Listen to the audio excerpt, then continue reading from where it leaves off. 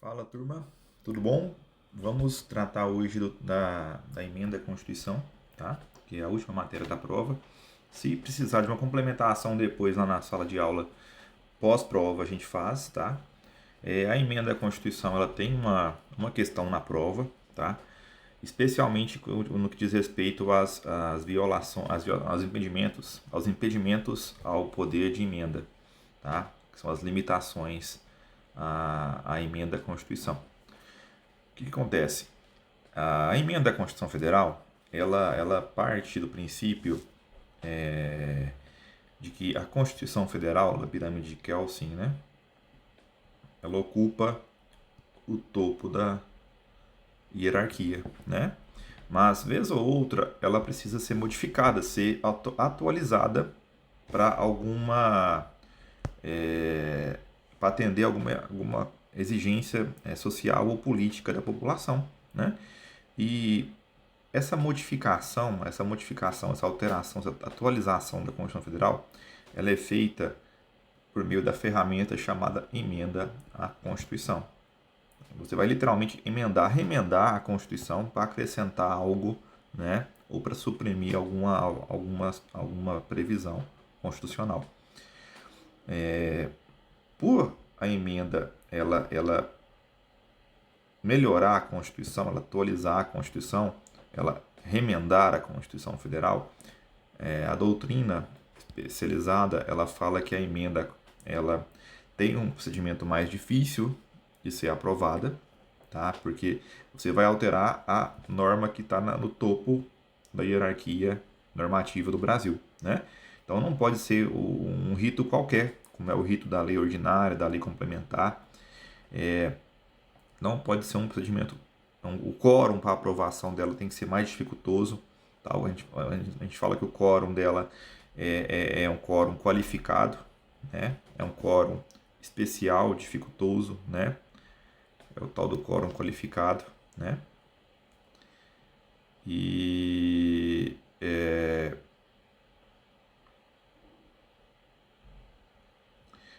o quórum ele é qualificado, a gente vai ver daqui a pouco qual que é o requisito, tá? Para aprovação da emenda. Então, a emenda à Constituição, ela vem remendar a Constituição. Logo, a gente fala que a Constituição Federal ela é uma norma originária, porque ela é a origem de todas as normas constitucionais. Então, ela é uma norma constitucional originária, tá? A própria Constituição Federal. E dela, da Constituição Federal, deriva a emenda à Constituição. Logo, a gente chama a emenda à Constituição de norma constitucional derivada, porque ela vem diretamente da Constituição, tá?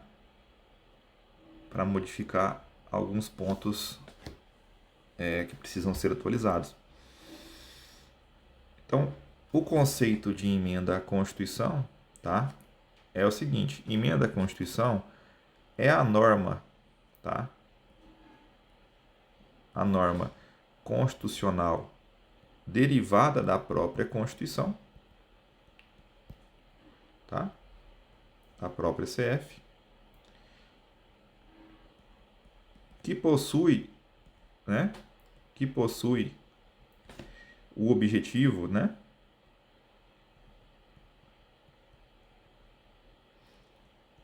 Atualizar. O objetivo de atualizar a própria Constituição, tá?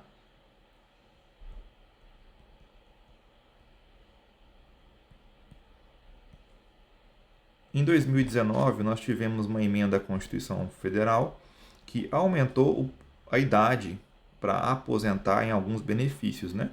Antigamente, quem trabalhava com segurança pública, né? Os vigilantes armados, se trabalhassem durante 25 anos como vigilante, eles aposentavam independentemente da idade. Se eles começassem a trabalhar com 20 anos como vigilante, por exemplo, com 20 anos de idade, aos 45 anos eles se aposentariam. Não precisariam aguardar a idade de 65 anos. Então eles aposentariam em tese aí 20 anos, 25 anos mais cedo que o comum, né? O eletricista também. Em 2019 a Constituição ela foi emendada para falar, olha, não dá mais para o pessoal aposentar tão cedo. Eles têm o direito constitucional à aposentadoria, porém o sistema está quebrado. Não consegue mais pagar tanto benefício previdenciário para o povo, tanta aposentadoria. Aí precisou-se de uma emenda à Constituição, tá? Que foi a emenda à Constituição 103 de 2019, tá? E falou o seguinte, olha, pro pessoal, pro eletricista, pro vigilante aposentar, agora eles têm que ter a idade de 55, 57 anos, né? Então, para você ver, a aposentadoria é um direito fundamental, né? A pessoa que trabalhou a vida toda, contribuiu para o INSS, na velhice ou em uma situação de incapacidade ou doença, ela tem que se aposentar, é um direito fundamental, né? Ela adquiriu esse direito, previsto constitucionalmente. Então, para reduzir, para mexer nesse direito constitucional, somente uma emenda à Constituição tem força, tá, normativa capaz de fazê-lo. Por lei não seria possível, porque uma lei, ela está aqui, ó. Ela está logo abaixo da Constituição Federal. Então, por ela estar abaixo da Constituição Federal, uma lei ordinária, lei complementar, uma medida provisória, né, que é uma medida do Executivo com força de lei, mais temporária, né, um decreto legislativo, uma resolução, todos estão aqui, tá, nesse local aqui, ó. Logo, por estar aqui, eles não conseguem emendar a Constituição, porque quem está abaixo da Constituição Federal não tem um poder normativo suficiente para modificar a norma constitucional originária, tá? Que foi a que deu origem a todas as outras. Logo, somente a emenda à Constituição, tá? Também a gente tem o Tratado Internacional de Direitos Humanos aprovado pelo rito da emenda à Constituição também, que pode alterar a Constituição, mas como regra para alterar a Constituição, então só uma outra norma do mesmo nível hierárquico. E para nós aqui, para a prova de vocês, é a Constituição, é a emenda à Constituição, tá? Então, se cair na prova de vocês, qual que é a norma, tá? O ato normativo, tá, primário, previsto no artigo 59 da Constituição, que é capaz de alterar a própria Constituição Federal, vocês vão responder para mim que somente a emenda à Constituição à Constituição Federal, tá? Que por ser uma norma constitucional derivada, tem poder normativo suficiente para emendar a Constituição, uma vez que estão na mesma hierarquia na pirâmide de Kelsen, tá? Perfeito. A gente viu aqui, ó, que a norma constitucional derivada, que é a emenda à Constituição, ela está na mesma hierarquia que a norma constitucional originária, que é a Constituição Federal, tá? Ela é originária porque a Constituição Federal ela é a primeira norma que existe no mundo jurídico quando o país ele muda de Constituição. Nós tivemos, se eu não me engano, 11 Constituições Federais no Brasil. Então, a cada nova Constituição surgiu uma norma constitucional originária, né? E a partir dela, os legisladores, os políticos, né, o Estado, teve que produzir outras normas novas, né? A não ser que as antigas fossem recepcionadas.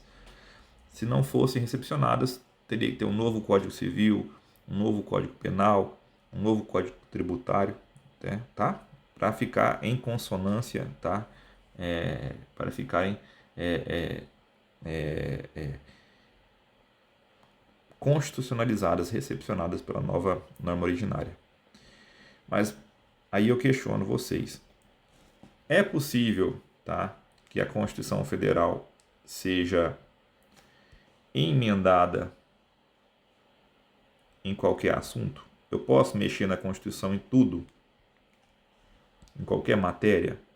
Eu posso, por exemplo, tirar da população o direito à liberdade, à vida, à saúde. Eu posso tirar da população o direito à poupança, o direito ao seu dinheiro, né, ganhado licitamente, ganhado legalmente? A resposta é não, tá? Essa emenda à Constituição, esse remendo, essa alteração da Constituição Federal, por meio de emenda à Constituição, ela possui limitações, tá? E essas limitações, só para vocês terem aí a previsão, a emenda à Constituição, ela está no artigo, tá? Artigo 60 da Constituição. E está na prova, tá? Vocês leiam ele com carinho, tá? Ó, a emenda à Constituição, ela não pode acontecer em duas situações, tá? Em duas hipóteses, que são as hipóteses expressas na Constituição, que estão previstas expressamente na Constituição Federal, tá? E nas hipóteses implícitas, que não estão previstas expressamente, tá? Que não estão escritas na Constituição, mas que existem por meio da doutrina, por meio dos livros e da jurisprudência, tá? As expressas estão previstas, escritas na Constituição, e aqui as implícitas não estão previstas. Quais são as hipóteses de limitações que estão previstas expressamente na CF, tá? Aqui a gente usa 3 classificações, tá? A limitação expressa material, a limitação expressa circunstancial, a limitação expressa formal e, por fim, é só 3, né? E a formal. São 3 hipóteses de limitações expressas. A primeira, a limitação expressa material, ela impede que a Constituição seja emendada, tá? Impede a emenda em algumas matérias, tá? Em determinadas matérias. Vocês têm que decorar essas matérias porque vocês vão utilizá-las pelo resto da vida, tá? Nessas matérias aqui, elas, por serem extremamente relevantes para o país, para a ordem democrática, para a ordem jurídica, elas não podem ser modificadas em caso algum. Não existe hipótese nenhuma na Constituição, tá? Que elas possam ser alteradas. A gente fala que essas matérias aqui, elas são o núcleo duro. O núcleo duro da Constituição Federal. Que nada quebra, nada altera elas, tá? Por serem o núcleo duro, quando a gente lembra de algo duro, né, sem maldade aí, mas assim, a gente lembra do quê? Da pedra, né? Pedra algo que tem um núcleo duro, né? Por se remeter à pedra, né, nós falamos que esse núcleo duro, essas matérias que não podem ser modificadas em hipótese alguma, elas são chamadas pela doutrina, tá, de cláusula pétrea. Cláusula porque são os artigos da Constituição, pétrea porque elas são duras como pedra, não podem ser modificadas em caso algum, porque são um núcleo duro da Constituição Federal, são matérias relevantíssimas para o país, para a população, tá? Então, essas aqui, esse núcleo duro, são as cláusulas pétreas, tá? Da nossa Constituição. Por isso que a Constituição ela é chamada de rígida, tá? E Alexandre de Moraes fala que a Constituição ela é até mesmo ela é rígida, né? A doutrina fala que ela tem algumas hipóteses aí que pode ser modificada e outras que não podem ser modificadas em caso algum. Justamente por não poder ser modificada em caso algum, essas cláusulas pétreas, o Alexandre de Moraes fala que a Constituição Federal ela é até mesmo super rígida, porque ela tem algumas hipóteses que não podem ser modificadas, tá? Mas isso aqui não importa. Mas, galera, qual que é a cláusula? Quais são as cláusulas pétreas? Vocês têm que decorar isso? Eu acredito que sim, porque cai muito em prova de concurso, cai muito na OAB e vai estar na prova de vocês, tá? Para lembrar, só para a gente ler aqui o parágrafo 4º do artigo 60 da Constituição Federal, ele fala o seguinte, ó: não será objeto, tá, de proposta de emenda à Constituição Federal tendente a abolir a forma federativa do Estado, tá, que são os estados federados dentro do nosso país, Minas Gerais, São Paulo, Espírito Santo, o direito ao voto direto secreto, universal e periódico, tá? Nós votamos diretamente para presidente, para governador. Não é um representante, não é o Congresso que vota pela gente. Não é um representante da população, que vai lá e vota por vocês. Vocês vão diretamente na urna e votam, né? De forma secreta. O voto é universal, ou seja, você não pode impedir que as pessoas votem por questão de renda, por questão de nível de escolaridade, por sexo. E ele é periódico, porque ele acontece a cada 4 anos. Vamos supor que tem uma tendência, uma proposta de emenda à Constituição para falar, olha, a emenda só vai ter eleição a cada 50 anos, ou não vai ter mais eleição. Ou seja, essa proposta de emenda ela é inconstitucional, porque ela encontra a vedação no núcleo duro da Constituição Federal referente ao direito de voto. Tá?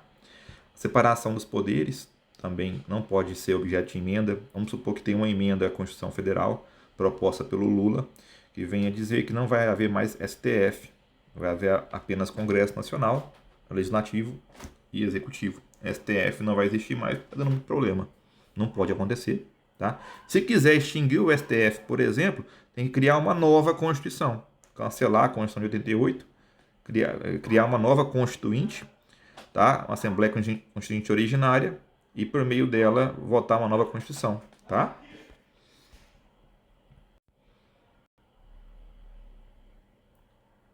Também, galera, não pode haver proposta de emenda à Constituição, tá? Tendente a abolir direitos e garantias individuais.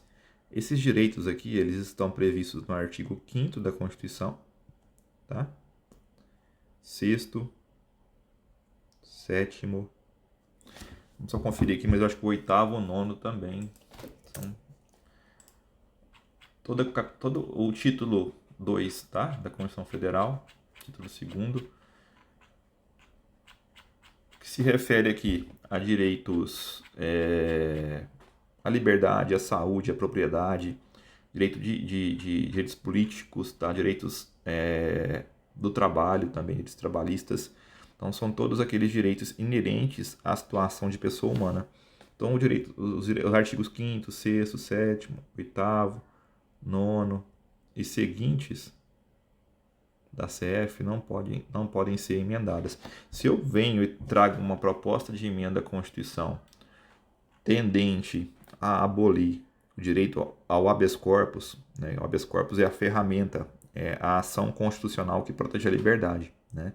Se eu tenho uma proposta de emenda constitucional que vem tirar o habeas corpus da Constituição Federal, possivelmente toda pessoa que está presa ilegalmente vai continuar presa, porque a ferramenta que a gente tem para defender a liberdade é o habeas corpus, que é uma ação constitucional gratuita que não precisa nem mesmo de advogado. Se eu vou preso amanhã e perder a minha OAB, eu posso ainda, mesmo assim, sem a OAB, entrar com o habeas corpus lá da cadeia. Faço num papel de pão, que acontece bastante. Faço num papel higiênico, numa toalha, tá? Já teve caso. Mesmo sem ser advogado, eu faço um habeas corpus na mão e mando para o juiz. Por que eu posso fazer isso? E o presídio tem que respeitar esse direito e enviar o meu pedido ao juiz, porque é um direito constitucional, uma garantia fundamental, uma garantia individual prevista no artigo 5º da Constituição. Então, se uma proposta de emenda vier a abolir esse direito ao habeas corpus, ela é uma proposta que ela encontra barreira na cláusula pétrea constitucional, no núcleo duro da Constituição, que é o direito garantias individuais, tá? Mas como que vocês decorariam essas 3 hipóteses? Forma federativa, direito ao voto, separação de poderes e direitos e garantias individuais. A doutrina de concurso especializada, ela prevê um mnemônico, e eu nunca mais esqueci quais são as cláusulas pétreas, tá? O mnemônico é o seguinte, ó, é o for, é o de, é o vô, é o se, tá? É o mnemônico fodi você. É meio pornográfico, meio bizarro, mas ele me ajudou a lembrar, tá? É o mnemônico fodi você. A forma federativa, tá? É os direitos individuais, é o direito ao voto secreto, direito universal e periódico, e a separação dos poderes. Com isso aqui, vocês matam as cláusulas pétreas. Se cair na prova de vocês, quais são as cláusulas pétreas, você lembra da regra do for de você. Aí você lembra lá, forma federativa, direito ao voto, direitos individuais, voto, separação dos poderes. E mata a questão, tá? A segunda hipótese de vedação ao poder de emenda é uma hipótese que chama hipótese circunstancial, tá? Aqui, a Constituição Federal, ela veda, no artigo 60, parágrafo 1º, que sejam propostas emendas à Constituição em situações de instabilidade do país. Porque, normalmente, é muito mais fácil você aprovar uma emenda à Constituição em um momento de instabilidade, porque normalmente a população ela está fragilizada, despreparada para acompanhar aquela proposta, para analisar ela regularmente. Então acontecia muito de se emendar a Constituição Federal em situação de guerra, em situação de calamidade pública, porque nessas hipóteses a população ela está desligada da mídia, ela está desligada do que acontece politicamente. Então, para evitar que fossem feitas emendas à Constituição em situações de instabilidade institucional e insegurança no país, a Constituição Federal ela fala que não pode haver emenda, tá? Quando há situação de intervenção federal, estado de defesa e estado de sítio. Aqui, para a gente, estado de defesa é quando o país, a União Federal, ela precisa restabelecer a paz em alguns locais, tá? Em razão de insegurança institucional ou calamidade da natureza. Uma enchente, uma seca muito severa, né? Igual a enchente no Rio Grande do Sul, né?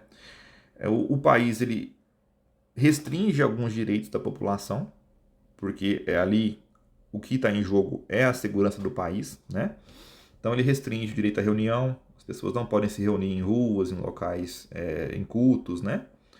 Retira o sigilo de correspondência, o sigilo telefônico, tá? Porque a ideia ali é garantir a segurança do país, tá? E da população como um todo. Então ele restringe alguns direitos das pessoas em prol de garantir a paz nacional, tá? Esse é o estado de defesa. Ele dura apenas 30 dias, tá? Com uma prorrogação apenas.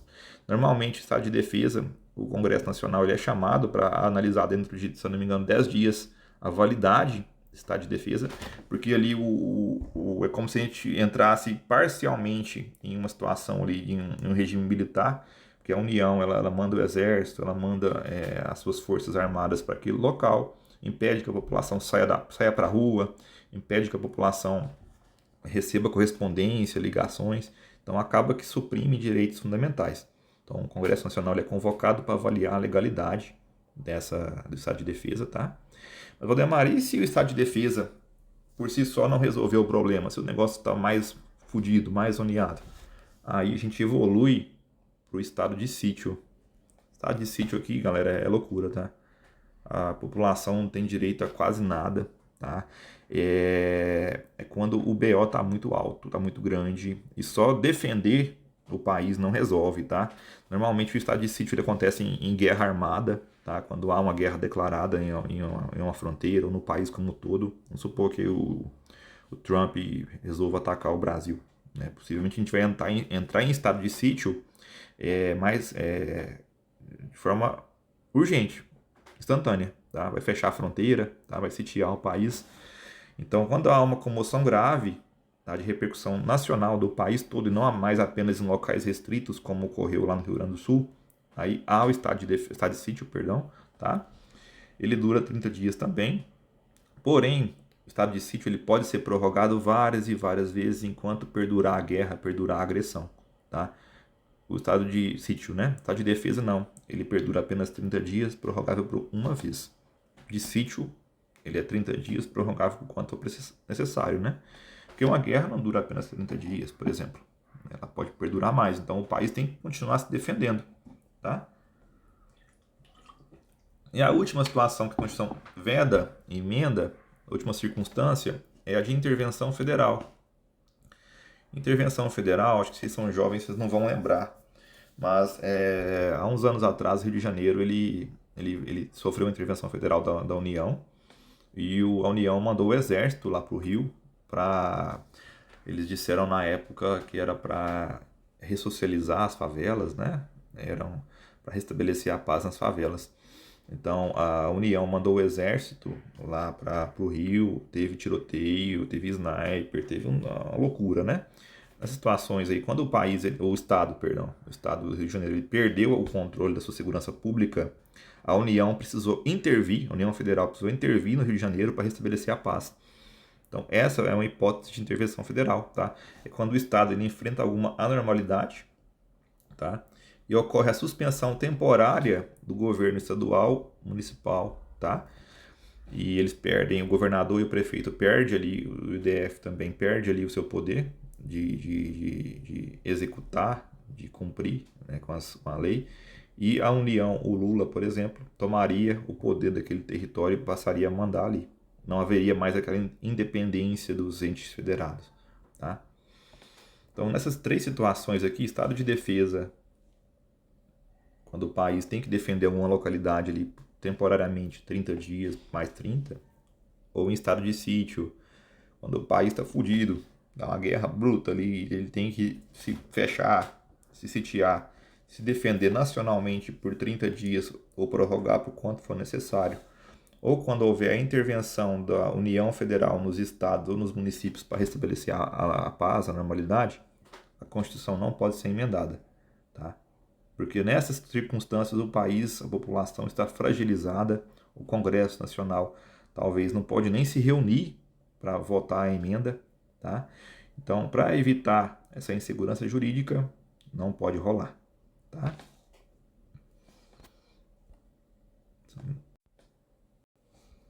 Galera, a última hipótese de limitação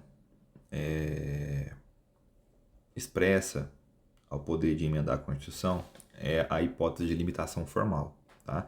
A limitação formal nada mais é do que o procedimento a ser observado, tá?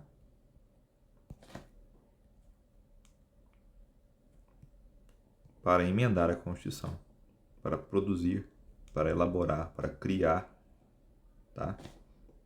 Uma emenda à Constituição Federal, tá? O qual, né? Procedimento o qual, se não for observado, tá? Acarreta em inconstitucionalidade da emenda, tá? Em invalidade jurídica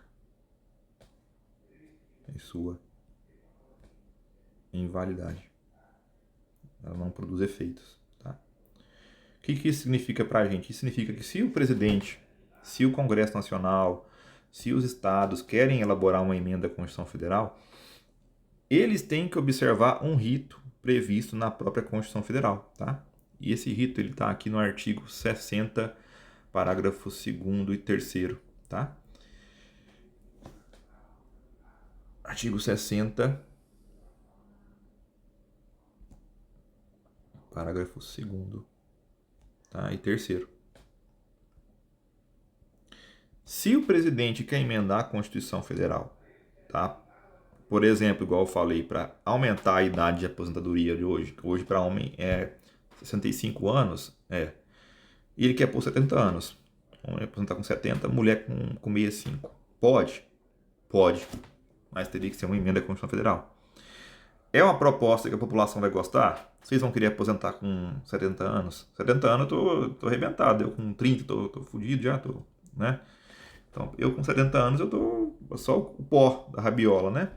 Então, eu não quero aposentar com essa idade. O que o presidente pode fazer? Ele pode atalhar, fugir o rito da emenda? Ah, você quer impopular, eu quero fazer isso aqui rapidinho, não quero que o Congresso saiba o que eu estou fazendo, porque é impopular, é ano de eleição. Eu quero eu mesmo, presidente da República, emendar a Constituição, fazer igual uma medida provisória, com força de lei. Vou fazer uma medida aqui de emenda à Constituição. Não pode. Ele tem que seguir o rito, o procedimento, a forma. Então essa é uma limitação expressa na Constituição. Para emendar ela, tem que seguir a forma prevista no artigo 60, parágrafo 2º e 3º, tá? Mas qual que é esse rito? Qual que é essa forma, esse procedimento, tá? Para se emendar a Constituição Federal. A emenda à Constituição Federal ela tem que observar, tá, 3 fases, igual acontece com a lei ordinária e a lei de emenda e a lei complementar, tá? É uma fase introdutória, que é a fase em que você protocola o projeto de emenda à Constituição, que você inicia, você propõe ele. A fase constitutiva, em que vai deixar de ser um projeto de emenda à Constituição Federal, ela vai virar de fato uma emenda à Constituição Federal, tá? E a fase complementar, que é onde dá o acabamento àquela emenda à Constituição, promulgando ela e publicando, tá?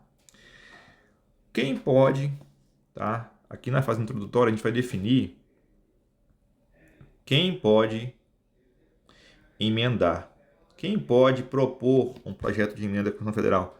Será que todo mundo pode propor uma PEC? Né? Que a gente fala que projeto de emenda à Constituição é a PEC, né?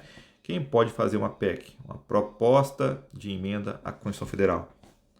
A Constituição Federal ela fala que 3 pessoas podem fazer uma proposta de emenda à Constituição Federal, tá? Os deputados e senadores, tá?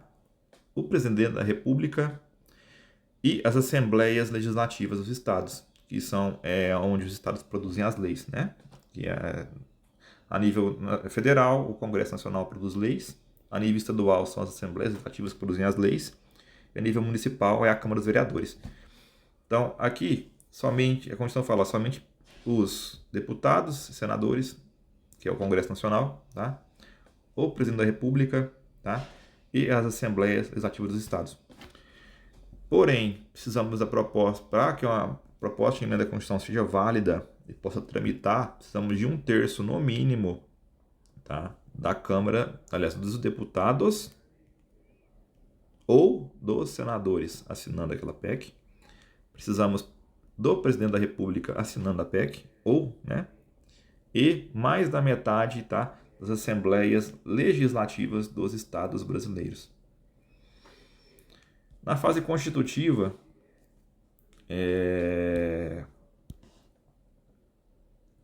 aqui a gente tem a deliberação parlamentar, que é onde vai se discutir, você vai votar essa PEC, tá? A votação da PEC ela ocorre em 2 turnos em cada casa do Congresso Nacional e ela só é aprovada pela maioria qualificada, pelo voto da maioria qualificada, ou seja, 3/5, tá, dos membros de cada casa. Então ela é votada uma vez no Congresso Nacional, aliás, uma vez, isso é 2 turnos, né? Ela é votada uma vez na Câmara dos Deputados, depois uma vez no Senado Federal, depois mais uma vez na Câmara dos Deputados, depois mais uma vez no Senado Federal, tá? E em todas as votações, todas essas votações aqui, ó, tem que alcançar o quórum de 3/5 dos membros, tá? Aqui, na fase constitutiva da PEC, não tem deliberação executiva, o presidente não palpita, o presidente não tem, ele não tem a soberania popular, ele não pode modificar a Constituição Federal, então ele não intervém em hipótese alguma, tá? Então a gente fica apenas na deliberação parlamentar. Os parlamentares deliberaram, votaram, tá? Em 2 turnos em cada casa aqui, ó. E foi aprovada por 3/5, maioria qualificada, pelo quórum da maioria qualificada, tá? Segue para a fase complementar, que é onde a PEC ela vai ser promulgada, vai dar a certidão de nascimento dela, tá? E ela vai ser publicada para que a população saiba que ela existe e seja definido o vacácio constitucional, o período em que ela entrará em vigor, tá? Aqui, quem faz a promulgação, que é atestar a certidão de nascimento da PEC, são as próprias mesas, é o próprio Senado Federal e o próprio Congresso, a própria Câmara, perdão, Senado e Câmara dos Deputados, tá? Pelas suas mesas, que são as comissões que estão lá dentro para votar cada matéria. E a publicação ela é feita pelo próprio Congresso Nacional, pelo próprio Poder Legislativo, tá? Então aqui, quem trabalha na PEC de forma intensiva é o legislativo. O presidente apenas, né, pode propor a PEC se ele tiver interesse. Agora, a questão de votar ela, aprovar a PEC, promulgar e publicar, é tudo feito pelo legislativo, tá? Isso que a gente falou aqui, tá? No artigo 60 da Constituição, leiam ele, tá? Que aqui a regra, aqui fala da fase introdutória, né? Ou fase de iniciativa, tá? Aqui é a fase de deliberação, no parágrafo 2º. A fase de constituição, fase constitutiva. O parágrafo 3º fala da fase complementar, que é a promulgação e publicação. Tá? Então aqui matou o rito de tramitação da PEC. Faltou falar da hipótese implícita, né, a limitação implícita do poder de emenda. A limitação implícita do poder de emenda, galera, nada mais é do que a vedação de emendas à Constituição Federal, que apesar de não prevista na Constituição, ela existe. Ela é implícita, ela não está expressa, né? Está no contexto. E quais são, né, as hipóteses implícitas? São duas hipóteses apenas. Falar a verdade, eu vi isso aqui ser cobrado apenas em concurso, em umas questões que eu fiz recentemente de Ministério Público, de magistratura, de defensoria pública, em OAB eu nunca vi cair não. Mas, né, pode ser que exista, né, uma questão. Mas a primeira hipótese implícita ao poder de emenda à Constituição, a primeira hipótese que não existe expressamente na Constituição, mas ela é aplicada, é aquela PEC que tem a ideia de extinguir as cláusulas pétreas. Porque se eu não posso produzir uma emenda que viole a cláusula pétrea, porque ela tem um artigo da Constituição Federal falando que existem cláusulas pétreas, se eu for um cara esperto, eu vou fazer uma EPEC que exclua o artigo da cláusula pétrea. Em vez de eu atacar a matéria, cláusula pétrea, atacar o direito individual, atacar o direito de voto, eu extingo, eu apago o próprio artigo que prevê a cláusula pétrea. Posso fazer isso? Não posso, tá? Então, a proposta de emenda à Constituição que tem a intenção de extinguir, tá, ou a ferramenta chamada cláusula pétrea da Constituição Federal, ela não pode existir, tá? Ela tem uma vedação implícita, porque é malandragem, né?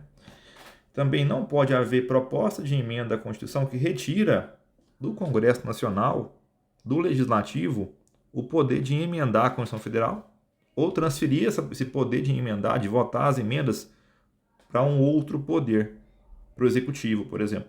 Vamos supor que o presidente faça uma PEC que permita a ele, e não mais ao Congresso Nacional, votar a emenda. Não pode, porque aí quem tem a soberania popular é o Congresso, o presidente não tem. Então toda PEC que é retirada do Congresso Nacional, retirada do Legislativo, tá? Do Poder Legislativo, o direito, o poder de emendar a Constituição Federal, ela encontra barreira em cláusula implícita, tá? Não pode. A emenda, a segunda situação, a última situação, né, que a gente vai ver em emenda à Constituição Federal é a tal da cláusula de irrepetibilidade absoluta. Aquela PEC que ela é rejeitada pelo Congresso Nacional, tá? Ela não pode ser reproposta, tá, na mesma sessão legislativa. É a mesma ideia das medidas provisórias. Então, se eu propus hoje é dia 3 de abril, né, 2026, uma PEC que quer aumentar a idade de aposentadoria por 70 anos, e o Congresso Nacional rejeita ela, tá? Eu só posso vir a repropô-la, tá? A vir aqui de novo, 3 de abril. Só posso vir a propor uma nova PEC dessa mesma matéria aqui, ó,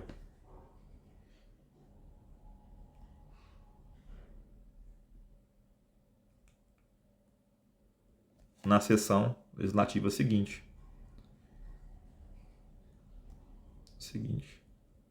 Que é ano que vem, tá?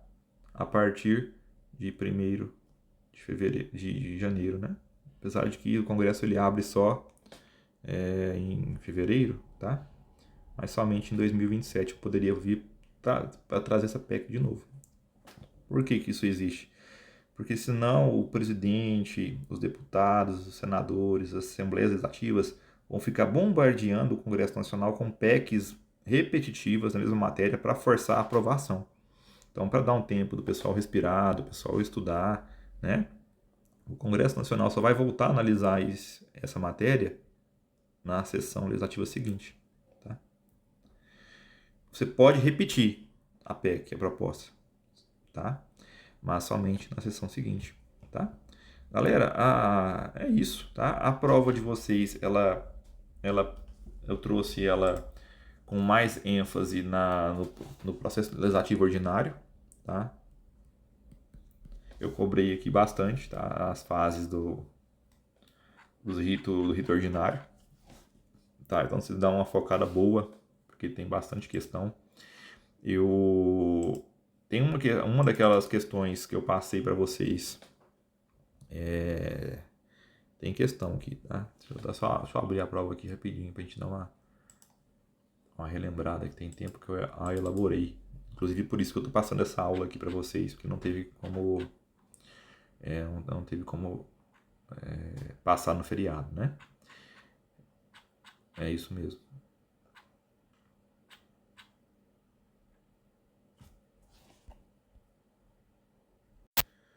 É isso mesmo, galera. Estudem lá, tá? As 3 fases do processo legislativo ordinário, tá? Estuda com carinho. Dá uma verificada lá sobre as hipóteses de sanção, que é quando o presidente ele sanciona, ele valida, transforma o projeto de lei em lei, tá? Nas hipóteses de veto, que é quando o presidente não concorda com a lei e veta ela, tá? Lembrado do veto parcial, total, do veto fundamentado, do veto político, jurídico. Dá uma olhadinha boa nisso aí, tá? Olhem lá no artigo 59 da CF, as espécies de atos normativos primários, que é emenda à Constituição, lei ordinária, lei complementar, decreto legislativo, medida provisória, resolução, tá? Dá uma olhada com bastante carinho, porque tem uma questão boa na prova de vocês. Eu não vou cobrar expressamente para vocês me definirem o que é uma resolução, o que é um decreto legislativo, até porque não está na emenda, na ementa de vocês, tá? Mas talvez eu cobre que vocês saibam a existência dessas ferramentas, que elas existem ali, são ato normativo primário. E o que mais aqui? Eu não cobrei na prova de vocês aquela introdução sobre o funcionamento do Poder Legislativo, o que faz a Câmara, o que faz o Senado, mas é bom vocês terem ciência do que cada um faz, porque isso ajuda a interpretar as questões de prova, tá? Especialmente com relação à quantidade de senadores, de deputados, porque tem aquela questão aberta, né? Que eu passei para vocês como atividade na sala. Tem uma daquelas 5 ou 6 questões, tem muita na prova, tá? Então, o coração aqui da prova, se vocês estudarem essas 3 fases do processo ordinário, a sanção, o veto, olhar o artigo 59 da Constituição, estudar cada uma daquelas espécies que eu passei, tá? Vocês matam pelo menos aí umas 8 questões da prova. As questões fechadas, as questões abertas vocês matam. Tá? Vocês conseguem gabaritar ela. É uma prova que a matéria é um pouco profunda, um pouco complexa, então assim, é dura a dor do parto, mas temos que partir, né? Parir. Faz parte, isso aqui chove na OAB e no concurso de vocês. Levem o vademecum, tá? Não vão para a prova sem vademecum. Evita o máximo possível cola no vademecum, por favor. porque acaba que a gente pega de vez em quando e aí tem que tomar o Vadimeco, tem que dar um transtorno gigante, né? É isso, tá? Boa prova para vocês. Fica com Deus, um abração. Até logo mais.